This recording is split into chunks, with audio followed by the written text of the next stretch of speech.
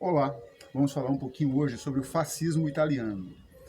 O fascismo italiano ele tem algumas características que são muito próprias, distinguem-se dos outros modelos de fascismo aplicados em outros países e também distingue-se do nazismo, que é seu contemporâneo e seu irmão. E também distingue-se muito do totalitarismo soviético, socialista, de Stalin, que também é seu contemporâneo, completamente diferente. O que você precisa atentar sobre o fascismo italiano? São três coisas. Não te preocupes com a biografia do Mussolini, com a biografia do Hitler ou com a biografia do Stalin. Isso é bobagem.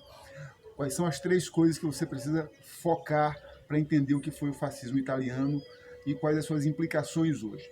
Primeira coisa, quais são as suas características? Quais são as suas características? Segunda coisa, em que ambiente social, econômico e cultural ele se proliferou? E terceira coisa, que é muito importante, é quais eram as suas bandeiras, qual era o seu discurso, o que ele falava.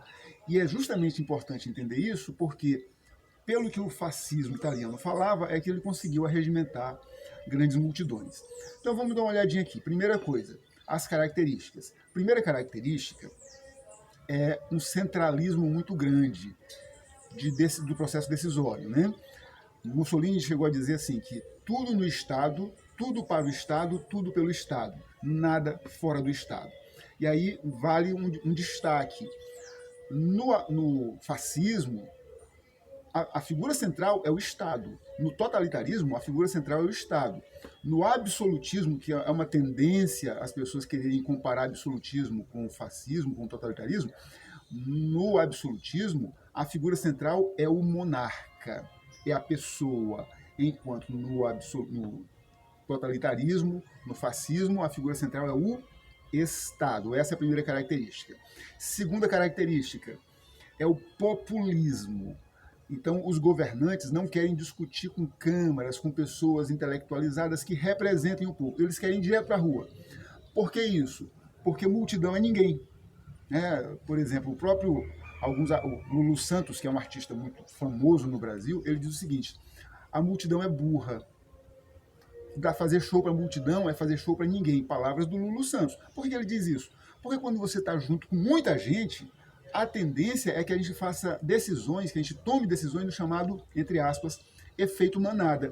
Para onde vai a maioria, a gente corre junto. Então, para o fascismo, conversar com intelectuais, conversar com gente bem preparada, conversar com gente que conhecia a realidade política, econômica, filosófica, era complicado. Melhor deixar essas pessoas fora e partir para o povão. E a vontade da maioria foi, inclusive, o próprio fascismo que criou uma frase que até hoje ecoa por aí. Aqui no Brasil é muito comum isso, as pessoas dizerem: a voz do povo é a voz de Deus. Então, a primeira característica, centralismo do Estado. Segundo, populismo. Terceira característica, o corporativismo.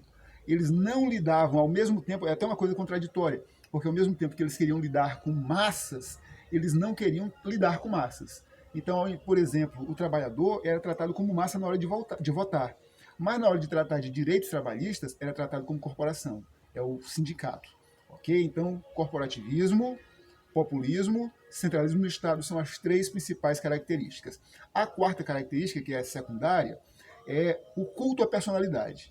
Então, o Duce, o Führer, no caso da Alemanha, eram figuras acima dos outros cidadãos. Né? Por isso, aquele gesto, né, de saudação aos nazistas, ao Duce, que é o nome que é dado ao líder italiano do fascismo. Duce quer dizer condutor, né? Condutor.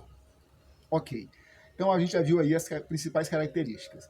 Segundo ponto é em que ambiente o fascismo vai se desenvolver. O fascismo se desenvolve num ambiente de pós-guerra, de crise econômica, de incertezas.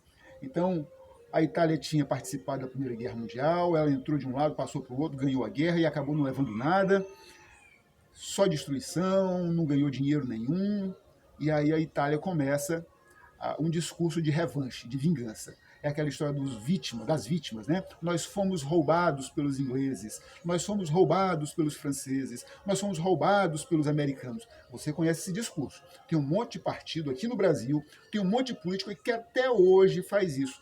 Vou dar um exemplo. O Nicolás Maduro, bem aqui na Venezuela, ele atribui a fome que o povo está passando não à sua incompetência gerencial de um dos países que é a maior potência energética do mundo, mas não, são os Estados Unidos. O povo está passando fome por causa dos Estados Unidos, como se os americanos estivessem amordaçando as pessoas, estivessem impedindo a agricultura de produzir. Então, esse vitimismo é uma característica do discurso. A segunda característica é o revanchismo. Nos roubaram, é nossa hora de devolver. A terceira característica do discurso fascista é a soberania nacional. No caso dos italianos, eles dizem: nós somos herdeiros do glorioso Império Romano.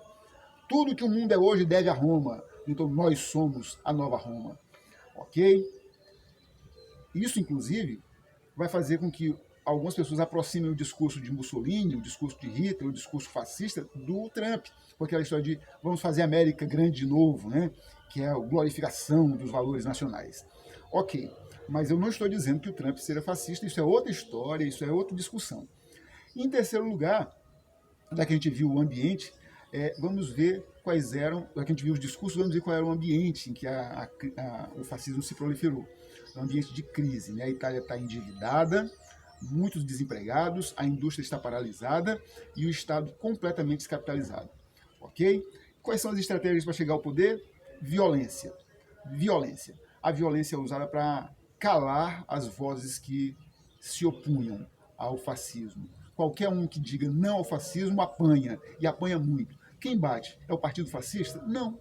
Eles têm milícias, gangues, tipo essas gangues dos skinheads, tipo essas gangues de traficantes que entram em torcidas organizadas e vão para estádios para fazer terror. Era mais ou menos isso. Os grupos estavam dentro, esses grupos eram chamados de faixa de combate.